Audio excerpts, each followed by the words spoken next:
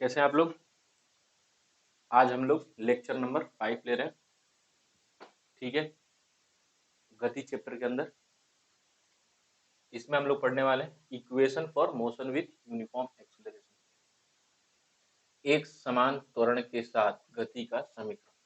ठीक है, अब हमने एक इक्वेशन देखा था v बराबर u प्लस ए टी पिछले क्लास में, और मैंने बताया भी था कि किस ग्राफ से हमको क्या मिलता है, किसके ढाल से हमको क्या मिलता है, किसके क्षेत्रफल से हमको क्या मिलता है। ठीक है ना, तो उन्हीं सब चीजों का हेल्प ले करके हम लोग जितने भी इक्वेशन है हमारे पास गति के उनको प्रूव करने वाले हैं। ठीक है ना,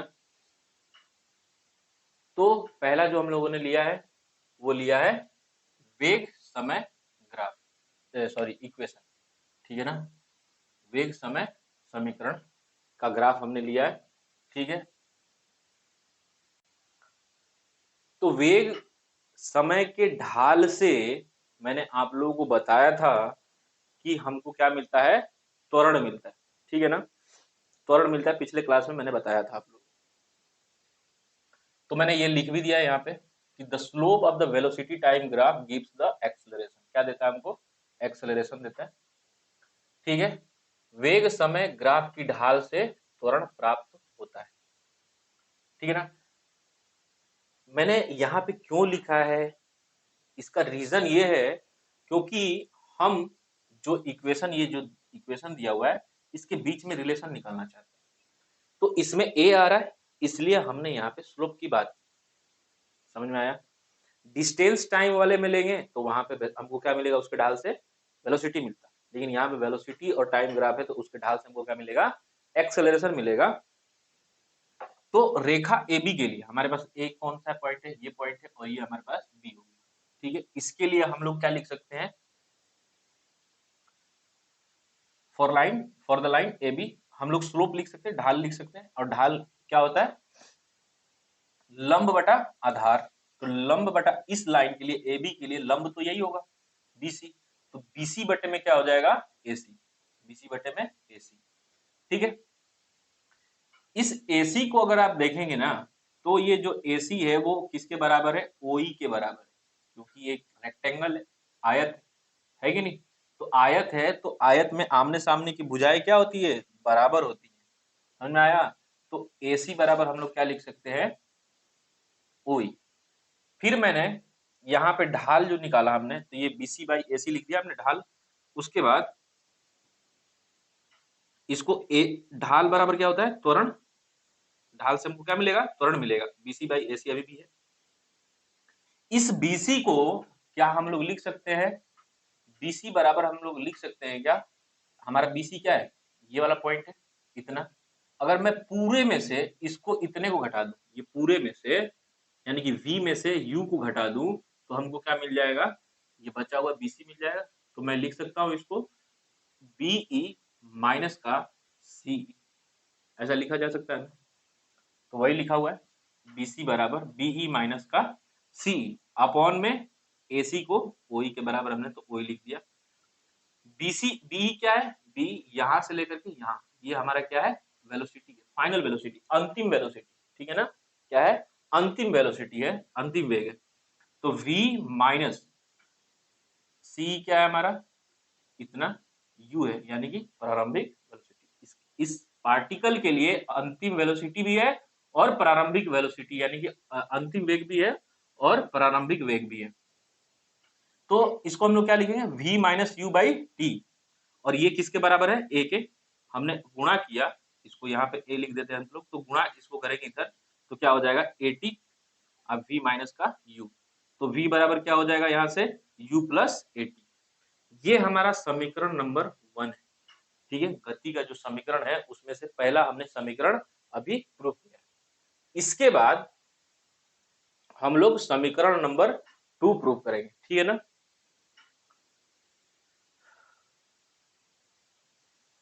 अब दूसरा इक्वेशन हम लोग निकालना चाहते हैं। ठीक है, तो दूसरे इक्वेशन का नाम क्या है, डिस्प्लेसमेंट टाइम इक्वेशन।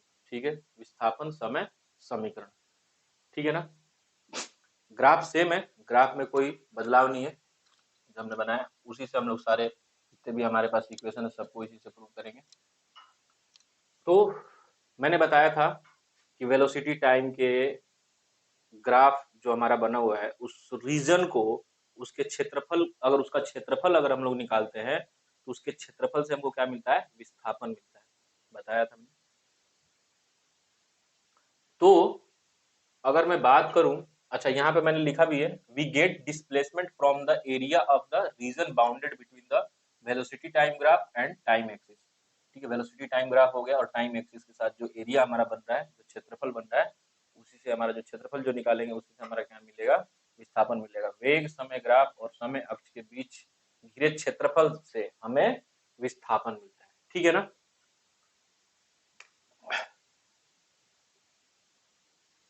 ये पिछले वाले इक्वेशन में भी था, अभी भी वही है, काम करेगा अपने को। अब क्षेत्रफल अगर हम लोग को निकालना है ये वाला, ठीक है, अगर हमको क्या चाहिए, क्षेत्रफल चाहिए, तो क्षेत्रफल हम लोग कैसे निकालेंगे, ये पूरा क्षेत्रफल अगर हमको निकालना हो, दो तरीके हो सकते हैं। अभी एक तरीके चलते हैं, हम लोग ओ ए बी ई का क्षेत्रफल निकालना चाहते हैं। एरिया लिखा है, क्षेत्रफल होगा, क्षेत्रफल क्या हो जाएगा ओ ए बी का। तो अगर मैं इसको जोड़ करके लिखूं, इस पूरे क्षेत्रफल को जोड़ करके लिखूं, तो ये वाला जो क्षेत्र है, ठीक है, इसको मैं एरिया 1 बोल देता हूँ, ये एरिया 2 हो गया। एरिया A1 लिखा है जो, उसका मतलब क्या है, एरिया, और A2 का मतलब क्या हो गया, एरिया 2, क्षेत्रफल 2। ठीक है, तो ये वाला A1 जो है वो क्या है, आयत, क्या है, आयत है। तो लिखा जा सकता है आयत ओ ए सी का क्षेत्रफल। ठीक है, area of rectangle, rectangle O A C T plus का क्या हो जाएगा, एरिया ऑफ ट्रायंगल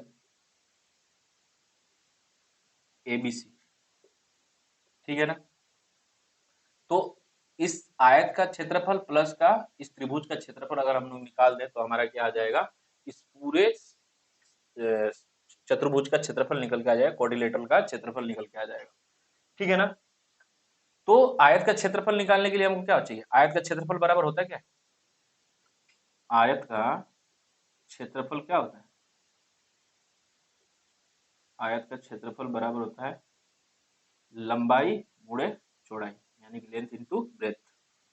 ठीक है, विड्थ ऐसे बोल सकते हैं। तो ओ ए मैंने क्या लिखा, ओ ए ये हमारी लंबाई हो गई और ये हमारी चौड़ाई हो जाएगी, तो ओ ए इंटू ओ ई लिख दिया मैंने। ठीक है, ये हमारा आयत का क्षेत्रफल हो गया, प्लस इस त्रिभुज को अगर देखेंगे तो ये समकोण त्रिभुज है। तो समकोण त्रिभुज के लिए हमारा जो क्षेत्रफल होता है वो किसके बराबर होता है, half into base into height. तो हाफ तो लिख दिया मैंने, बेस हो गया हमारा AC और जो हाइट है इसका वो क्या हो गया, BC।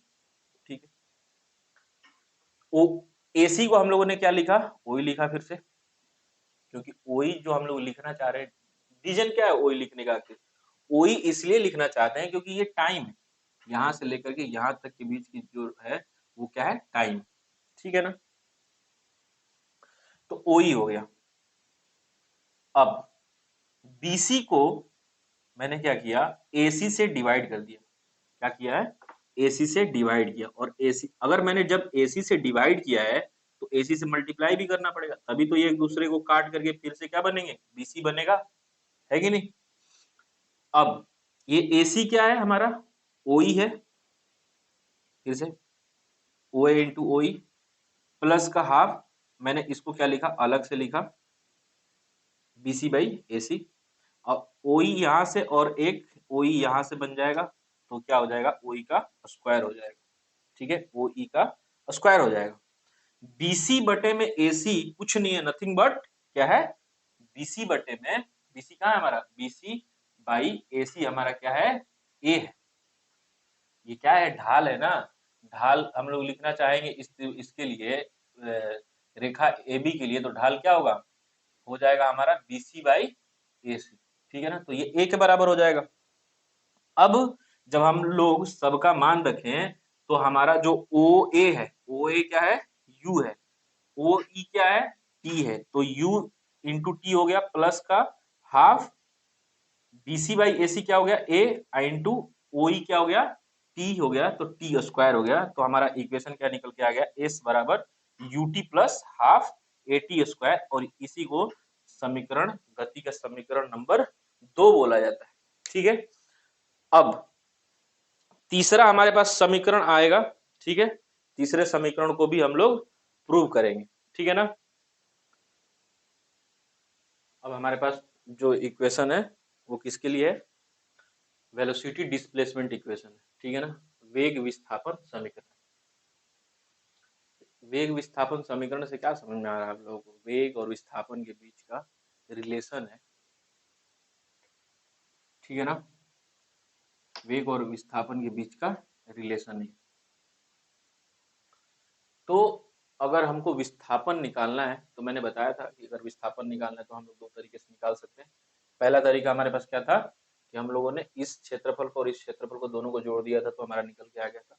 दूसरा तरीका क्या है कि हम लोग डायरेक्टली इसको निकाल सकते हैं। कैसे, अगर मैं बोलूं कि ये एक ट्रेपेजियम है, क्या है, एक समलंब चतुर्भुज है, तो उसका क्षेत्रफल हम लोग निकाल ले तो हो जाएगा। ये पूरा हमारा क्षेत्रफल एक साथ ही निकल जाएगा, है कि नहीं। ये पूरा क्षेत्रफल हम लोग कैसे निकालेंगे, समलंब चतुर्भुज का फॉर्मूला लगा करके। अब वो क्या होता है 1/2 समांतर भुजाओं का योग गुणे उनके बीच की दूरी। समांतर भुजाओं यानी कि डिस्टेंस, लिख देता हूँ मैं इंग्लिश में, distance sorry 1/2 into sum of parallel sides into into क्या हो जाएगा distance distance between between them. ठीक है, तो यहाँ पे लिखा गया। अब समांतर भुजा कौन कौन सी है, ये भुजा और ये वाली भुजा समांतर है एक दूसरे के, तो हम लोग क्या लिख सकते हैं ओ ए प्लस ई बी, यही तो समांतर भुजाओं का योग है। ओ ए हो गया ये और ये हो गया हमारा ई बी। गुणे क्या लिखेंगे, इनके बीच का डिस्टेंस, इनके बीच का डिस्टेंस क्या है, इनके बीच की दूरी क्या है ए सी है, ए सी लिख दिया मैंने। ठीक है, अब ओ ए प्लस ये जो ई बी है ई बी, ठीक है, ईबी को अगर आप ध्यान से देखेंगे तो ये क्या है ओडी भी है, क्या है हमारा ओडी है, वो सॉरी ईबी बराबर ओडी है, ई बी बराबर क्या होगा ओडी, यहाँ से डायग्राम से हम लोग देख पा रहे हैं। ठीक है ना, और फिर से मैंने क्या किया एसी के बट्टे में मैंने बीसी से डिवाइड कर दिया, तो बीसी से डिवाइड किया है, अगर भागा दिया तो बीसी से गुणा भी करना पड़ेगा। ठीक है ना, उसके बाद हाफ ये जो हमारा ओ है ओडी है वैसे ही रहा। फिर हम चेंजेस क्या कर रहे हैं, हम चेंजेस इसलिए कर रहे हैं ताकि हम इक्वेशन को पा सकें। ठीक है ना, इस वजह से चेंजेस हो रहे हैं हमारे। अब ये जो बीसी है, जो एसी था, एसी को हम लोग इसके बटे में ला सकते हैं क्योंकि ये बीसी अब हमारे पास क्या हो जाएगा, अगर ध्यान से देखेंगे तो ये बीसी तो यहीं पे आ जाएगा, लेकिन ये जो बीसी नीचे था उसके बटे में कौन आ जाएगा एसी। इससे फायदा क्या, हम लोग इसको हम लोग क्या लिख सकते हैं ए लिख सकते हैं।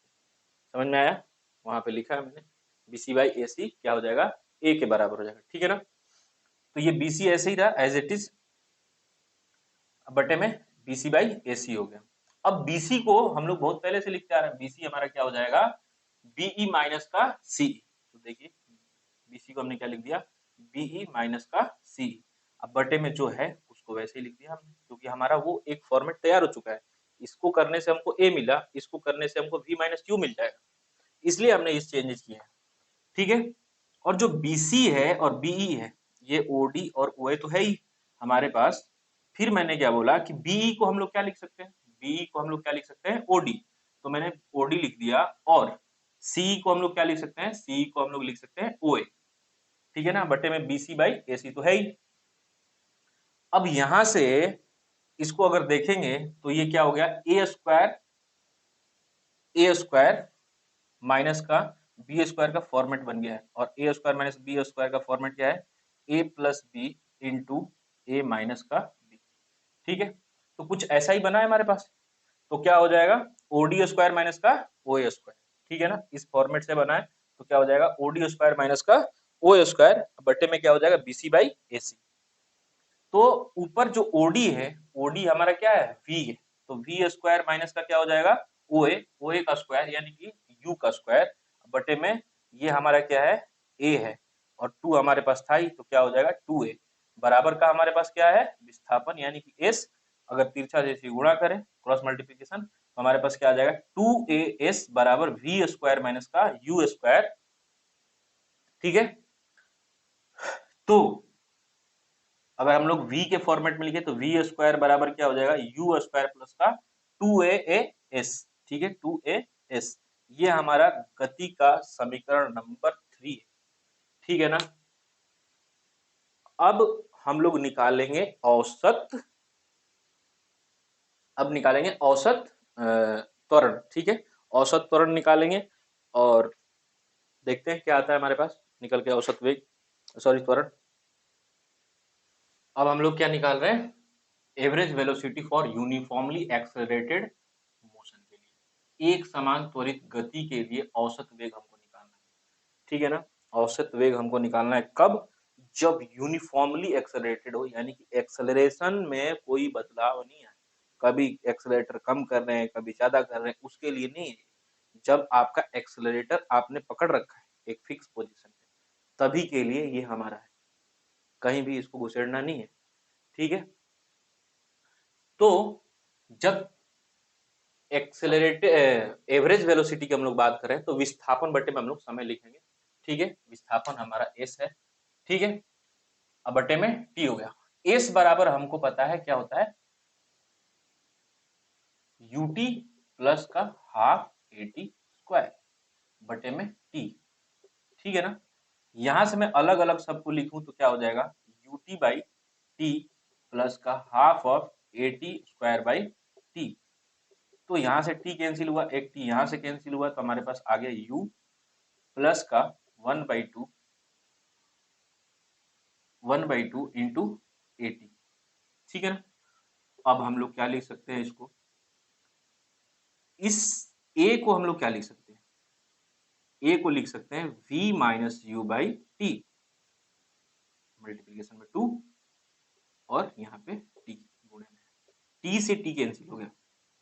तो अब हमारे पास क्या आया, u plus v minus u by 2, LCM लेंगे, लघुत्तम लेने के बाद हमारे पास क्या आ जाएगा, 2u प्लस का v माइनस का u बाई 2।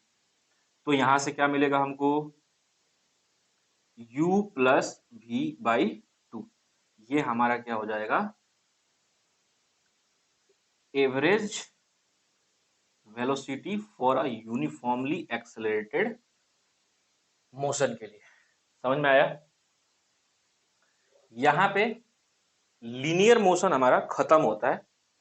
मैं ये नहीं बोलूंगा कि खत्म होता है क्योंकि ये बिगिनिंग है 11th क्लास का। ठीक है, लगभग चीजें हमने कवर कर ली है 11th क्लास की भी, अगर मैं बात करूं तो 11th क्लास की भी चीजें ऐसी ही होती हैं, ज्यादा उसमें फर्क नहीं आता है, थोड़ा सा समीकरण को प्रूव करने का तरीका बदल जाता है, कैलकुलस से करते हैं, यहाँ पे हमने ग्राफ से किया है। ठीक है, वहां पे थोड़े क्वेश्चन स्टैंडर्ड क्वालिटी के हो जाते हैं, यहाँ पे थोड़े लो लेवल के हैं। लो लेवल इतना भी नहीं है कि आपसे अगर क्वेश्चन आपको दे दिया जाए 11th का नॉर्मल क्वेश्चन तो वो नहीं बनेगा, 100% बनेगा, क्योंकि जो कंटेंट में ले रहा हूँ लगभग लगभग मेरा अप्रोच ये है कि आपको 11th क्लास का फील तो आ ही जाए। ठीक है, तो लीनियर मोशन खत्म होता है, फिर हमने पढ़ा था वृत्तीय गति यानी कि सर्कुलर मोशन। ठीक है, सर्कुलर मोशन में मैंने आपको बताया था कि एक पार्टिकल क्या करती है, एक वृत्त के ऊपर लगातार क्या होती रहती है, घूमती रहती है।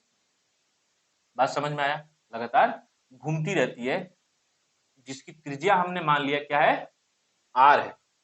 तो अगर एक चक्कर वो लगाएगी, ठीक है, वो एक चक्कर अगर लगाएगी तो उसने दूरी कितनी तय करी, 2πr, क्योंकि ये परिधि पे घूम रही है।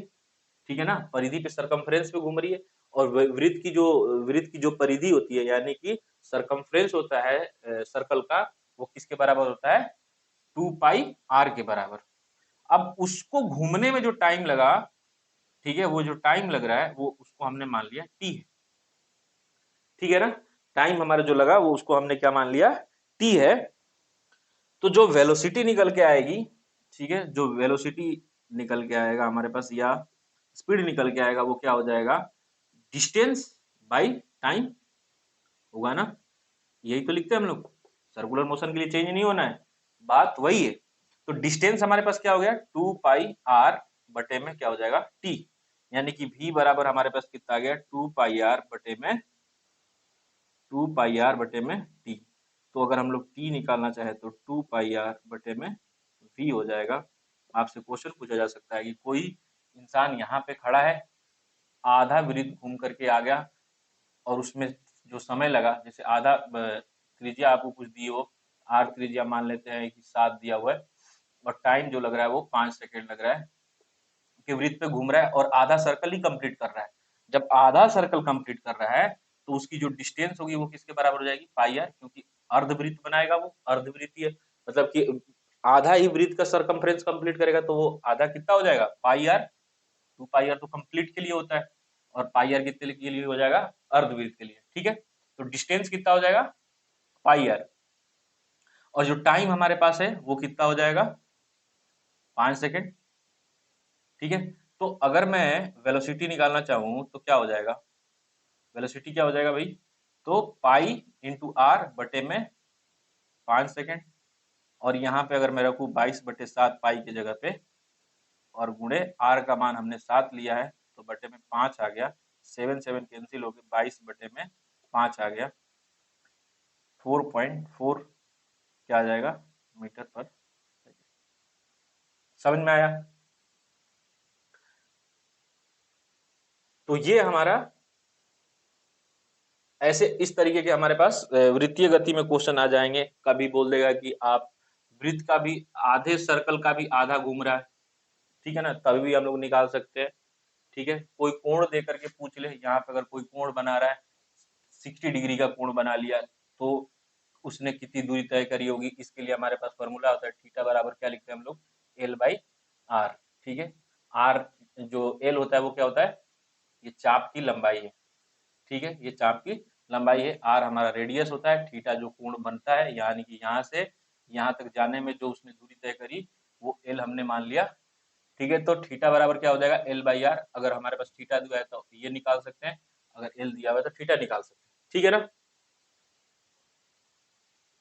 तो वृत्तीय गति के अंदर थोड़ा सा मैं आप लोगों को बताऊं, तो इसमें क्या होता है, जब हम लोग वृत्त पे घूम रहे हैं, ठीक है, वृत्त की परिधि पे घूम रहे हैं, तो हर पॉइंट पे क्या हो रहा है, हमारा गति का दिशा बदल रहा है, यानी कि वेग का दिशा बदल रहा है, ठीक है। तो हर स्थिति में हर पॉइंट पे क्या हो रहा है, वेग के दिशा में अगर परिवर्तन हो रहा है तो हम लोग क्या बोल सकते हैं कि अगर कोई पार्टिकल, कोई वस्तु अगर वृत्तीय गति कर रही है तो उसका वेलोसिटी लगातार हर बार वो क्या हो रहा है, हर पॉइंट पे चेंज होता जा रहा है, ठीक है, क्योंकि उसका डायरेक्शन क्या हो रहा है, चेंज हो रहा है, क्योंकि उसका दिशा क्या हो रही है, चेंज हो रही है, हर पॉइंट पे उसकी दिशा चेंज हो रही है, इस वजह से उसका जो वेग होगा वो हमेशा परिवर्तन में रहेगा। लेकिन अगर मैं उसके चाल के बारे में बात करूं तो चाल में कोई परिवर्तन नहीं होता है, क्योंकि चाल के पास दिशा नहीं होता है, सिर्फ परिमाण होता है। लेकिन और वेग के बारे में बात करें तो वेग के पास परिमाण के साथ साथ क्या होता है, दिशा भी होता है। इसी वजह से क्या होता है, ये इसके वेग में परिवर्तन होता रहता है, ठीक है ना। तो मेरे हिसाब से ये जो चैप्टर है गति, इसके अंदर थियरी ऑलमोस्ट ऑलमोस्ट क्या पूरा कंप्लीट हो चुका है। अगले लेक्चर में कोशिश ये है कि जितने भी क्वेश्चन हो सके अपने से एक लेक्चर और लूंगा मैं, जिसमें सिर्फ चाहे वो एससी वर्मा हो या फिर भारती भवन हो या फिर कोई एक स्टैंडर्ड किताब में जो 11th से हो सकती है, उन किताबों से लेकर के मैं कंटेंट क्वेश्चन बनाऊंगा, जिससे आप लोगों को थोड़ा सा रिवीजन हो जाए और सारे पूरा चैप्टर में जितने भी हमने कंसेप्ट पढ़े उस पे सब पे क्वेश्चन हो, ठीक है। तो अगले लेक्चर में हम लोग सिर्फ क्वेश्चन ही करने वाले हैं और थियरी कंप्लीट हो चुका है इस चैप्टर का। तो अगले चैप्टर में सिर्फ और सिर्फ क्वेश्चन होगा। ठीक है, थैंक यू, मिलते हैं अगले लेक्चर में।